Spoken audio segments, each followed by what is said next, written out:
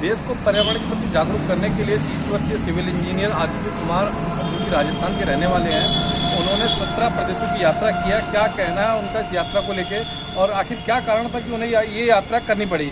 आदित्य जी, मेरा पहला सवाल ये है कि देश को पर्यावरण के प्रति जागरूक करने के लिए आपने 17 प्रदेशों की यात्रा की है। आखिर क्या कारण था कि आपको इस यात्रा की शुरुआत करनी पड़ी और कब शुरुआत की थी? इसका मेन रीज़न ये है कि जब मैं पहली बार वहाँ यूपीएससी की तैयारी करने के लिए गया, वहाँ के लोगों में देखा, आसपास के एनवायरनमेंट में देखा कि लोग एक दूसरे की मदद करने के लिए आगे नहीं आते। तो पहला तो मेरा मन में यही था कि ह्यूमैनिटी पे काम करना। उसके बाद जब मैंने यूपीएससी की तैयारी शुरू की तो मेरे को ग्लोबल वार्मिंग के बारे में पता चला, लोगों पर्यावरण संरक्षण के बारे में पता चला कि लोग अवेयर नहीं है यहाँ के। जस्ट पेड़ काटे जा रहे हैं, जंगल जलते जा रहे हैं, लेकिन उसे लगाने का जिम्मेदारी उठाने के लिए कोई आगे नहीं आ रहा था।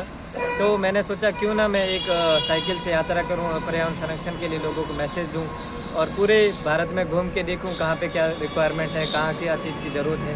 उस चीज़ के लिए मैं बस अपने 2 मोटिव लेके चला था। पहला तो ह्यूमैनिटी का, जिसके लिए मैं बिना पैसे की यात्रा कर रहा हूँ, 0 पैसे लेके निकला हूँ घर से। और दूसरा कि मैं साइकिल से यात्रा कर रहा हूँ, जिसे मैं पर्यावरण संरक्षण का भी मैसेज दे रहा हूँ। आपने कितने प्रदेशों की यात्रा किया, क्या कहना है आपका? मैंने अब तक जैसे कि 17 से 18 स्टेट की यात्रा करी है, जिसमें साइकिल से मेरे 7 स्टेट अब तक कंप्लीट हुए हैं और जो पैदल और लिफ्ट लेके मैंने करी थी उसमें लगभग 11 से 12 स्टेट्स कंप्लीट। कितने किलोमीटर की यात्रा था?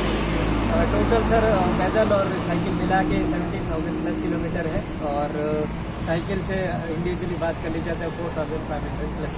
इस यात्रा की शुरुआत आपने कब की थी, मतलब कौन सी तारीख थी और कितने कितने दिन की यात्रा आपने कर चुके हो? पैदल और लिफ्ट लेके सर 150 प्लस डेज की यात्रा थी, जो कि 29 जनवरी से लेके आगे बता सकता हूँ कि लगभग 150 डेज करीब थी। और अभी साइकिल से यात्रा मैंने स्टार्ट करी 3 सितंबर को और आज तक यहाँ तक टोटल हो गया 73 डेज। आगे क्या टारगेट है, कहाँ कहाँ तक जाना है? जी, अभी मैं उत्तराखंड में हूँ। उत्तराखंड से UP, Bihar, north east, west Bengal होते हुए नॉर्थ ईस्ट चला जाऊँगा। नॉर्थ ईस्ट से करके फिर साउथ की तरफ मूव करके वो साउथ सर्कल जाऊँगा पूरे भारत का। उसके बाद एक इनर सर्कल कंप्लीट करूँगा, फिर सेंटर में जाके इसे स्टॉप कर दूँगा दिल्ली में। आप सिविल इंजीनियर हो, कब आपकी सिविल इंजीनियरिंग कंप्लीट हुई थी और उसके बाद में आगे कब आपने कहाँ नौकरी करी थी? सर मैं 2015 का पास आउट हूँ और गुजरात टेक्निकल यूनिवर्सिटी से मैंने अपनी बीटेक की ग्रेजुएशन करी थी और मैंने दिल्ली में गुड़गांव में कुछ 2.5 साल जॉब करी थी।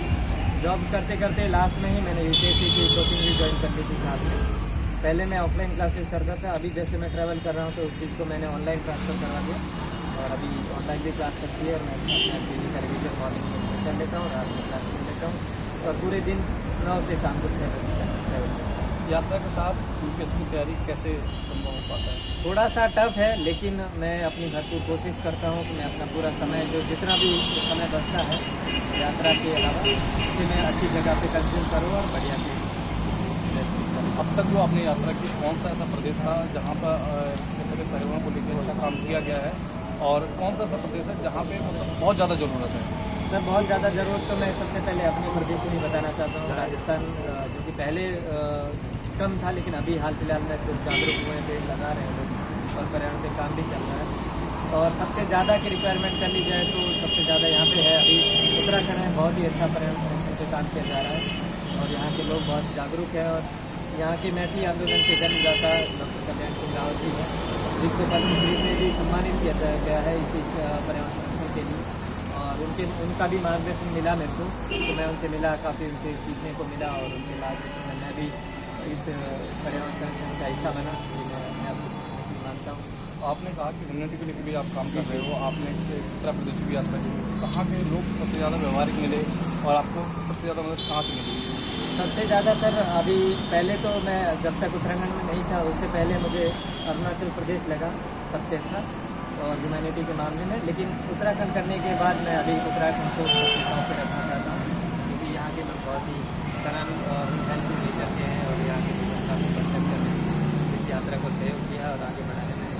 आपने बताया कि उत्तराखंड जब आए तो अधिकारियों ने आपकी बहुत ही मदद की थी और अधिकारियों से मिलाने के लिए और आमजन से आपका जो सहयोग जो आपको ज़रूरत होता है उसको दिलवाने के लिए आपको काफ़ी मदद की थी। कौन थे वो अधिकारी, क्या कहना जी, मैं उनका नाम लेना चाहता हूँ। एक मेरे बड़े भाई गुरुजी और एक सर हैं, हमारे टीचर हैं, और उनसे मैं बहुत तहे दिल से शुक्रिया अदा करना चाहता हूँ। मितेश्वर आनंद जी, राज्य कर अधिकारी, जिन्होंने मेरी भरपूर कोशिश की मदद करने में, सरकारी कर्मचारियों से मिलवाने में और मेरा उत्तराखंड को एकदम अच्छा बनाने के लिए। और उनके साथ साथ मैं डॉक्टर गजेंद्र चंद्र रमोला जी हैं जो कि एक NGO चलाते हैं, उनको भी बहुत बहुत धन्यवाद देना चाहता हूँ।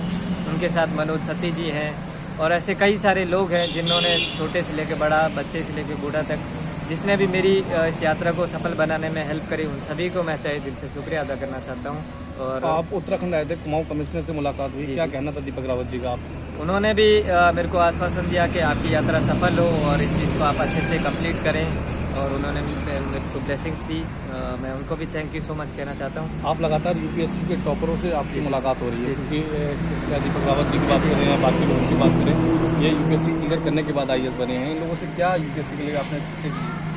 सर एक्चुअली मैं पर्सनल इश्यूज पे बात नहीं करता हूँ, लेकिन उनके इंटरव्यूज मैं देखता रहता हूँ तो उनसे काफ़ी मोटिवेट होता हूँ। पर्सनली मैंने उनसे इस बारे में बात नहीं की, मैंने सिर्फ बात की है तो ह्यूमैनिटी पे और पर्यावरण संरक्षण की बात की। क्या संदेश देना चाहते हो देश को, प्रदेश को? मैं देश को यही संदेश देना चाहता हूँ कि पर्यावरण संरक्षण पे सबसे ज़्यादा काम किया जाए और ह्यूमैनिटी पे, जो कि जैसे कि आपने थोड़ी देर पहले स्कूल में बताया था कि हम एकल परिवार होते जा रहे हैं संयुक्त परिवार से हटकर, तो मैं सबको यही कहना है, एक संयुक्त परिवार में रहना चाहिए।